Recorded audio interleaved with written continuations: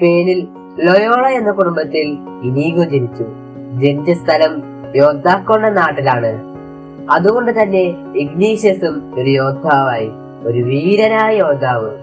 Pamplona യുദ്ധത്തിൽ ഒരു വെടിയുണ്ടയേറ്റ് 2 കാലിലും പരിക്കേറ്റു. അങ്ങനെ കുറെ നാൾ തളർന്നുപോയി. ആ സമയത്താണ് ഇഗ്നീഷ്യസ് ഈശോയുടെ ജീവചരിത്രവും വിശുദ്ധരുടെ ജീവചരിത്രവും വായിച്ചത്. അങ്ങനെ ഇഗ്നീഷ്യസ് ഒരു സഭ സ്ഥാപിച്ചു, ഈശോ സഭ. എനിക്ക് ഇഗ്നീഷ്യസിനെ ഏറ്റവും ഇഷ്ടപ്പെട്ട കാര്യം ഇഗ്നീഷ്യസിന്റെ മോട്ടോ തന്നെയാണ്, അഡ്മയറ ദേ ഗ്ലോറിയം, എല്ലാം ദൈവത്തിന്റെ ഉപരിമഹത്വത്തിനായി. നമുക്കെല്ലാവർക്കും നമ്മുടെ ജീവിതം ദൈവത്തിന്റെ ഉപരിമഹത്വത്തിനായി സമർപ്പിക്കാം.